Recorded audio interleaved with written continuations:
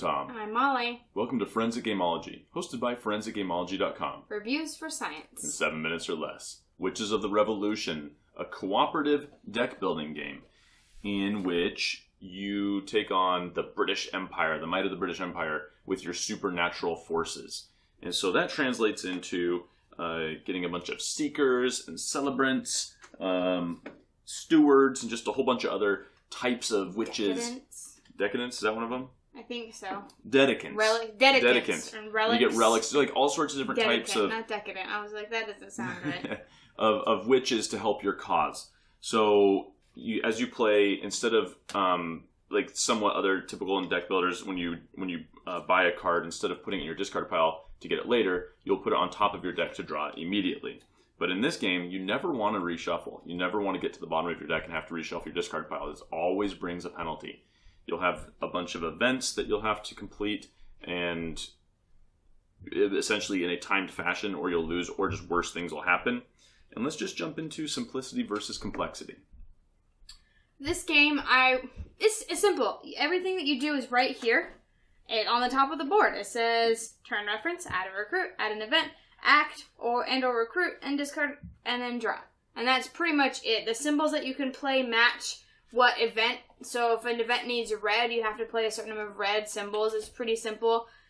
I think this game is pretty easy to pick up. It is different than other deck building games, like Tom said, for the reasons mentioned, that you don't really want to shuffle. And so you want to make your deck better, but you don't really want to shuffle your discard pile because bad things happen. But pretty simple. Yeah, this I pulled out the rulebook to show you here. It's front and back, 3 pages, so 6 pages. And I like it when you can condense a rulebook into that with pictures. Yeah, that little amount of space. It makes me think of like a Ticket to Ride rulebook where it's just a couple of pages, easy to tackle, easy to run with. And that's how I feel about this game. Let's talk luck versus strategy. This game has lots of luck. You've got this deck, which is the cards that help you with the symbols that help you defeat the events. And you have the event deck, which actively hurts you. And if you get, like the other day we played and we got a draw where we had to get we got really hard events really early. And that was tough because you don't have, all you have are these 5 cards with 2 things on it. Versus this one that has 6 by itself. So when you have something that you need 13 of any symbol and you only have 10 cards in your hand, or 10 symbols, that's using all of your hand. So I think there's a healthy amount of luck in this game. That being said, there is card text that helps you mitigate that luck, because you can do different things with these cards besides use their symbols. And there's strategy in how what cards you get if you choose to get one or go for an event, and then also in what symbols you pick up after you defeat an event. So there is a good amount of strategy, but I think there's heavily luck. So I've played this game 1 player solo, 2 players, us 2, and 4 players. I never did play it 3 players. I mean, at the time of this recording, I haven't played it 3 players. And I feel like the luck versus strategy element shifts wildly between player count. The 4 players, other people have an opportunity to play on your turn and help you. Whereas in 1 player, that's just gone. And some of these cards, their text just doesn't matter because you can't do that. And in 2 player, I only have help from Molly, so I'm getting essentially 1 more icon. I get to play more times. Like it's every other turn is my turn, which is nice, but I feel like it's a lot more strategic at the higher player counts. And if you, because I mean you have more. Maybe it's even more lucky then, but you have more people that could potentially have different color symbols in their hands to help you.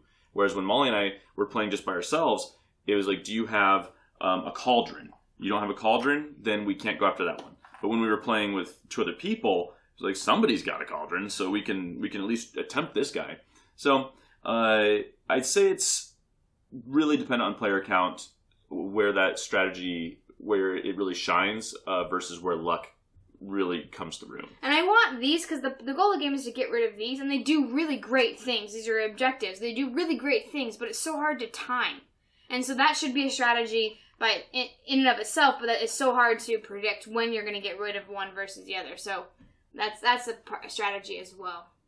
Fun versus boring. This is, to me, I'll probably just say my Board Game Geek rating right now. This is a 5 to me on the Board Game Geek rating system because it's take it or leave it. cooperative games are more of Molly's thing.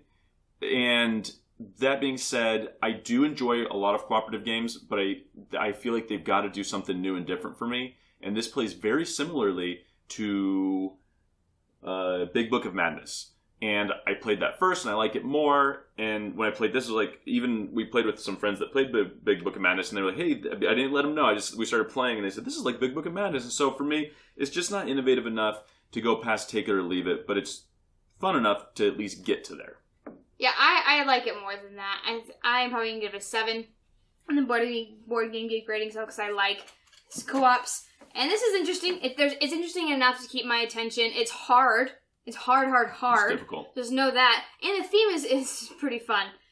Witches in the Revolution. Cool all these things come up. I'm like, oh yeah, that's right. We are trying to fight for our freedom. Like Resurrect Benjamin Franklin. Yeah, so some of the card text or the names of the cards are cool in the events that come out. So the theme kind of appeals to me as well in this. But I do find it fun. It's super hard. I've lost more than we've won, so or maybe it's been That's not true. About even. No.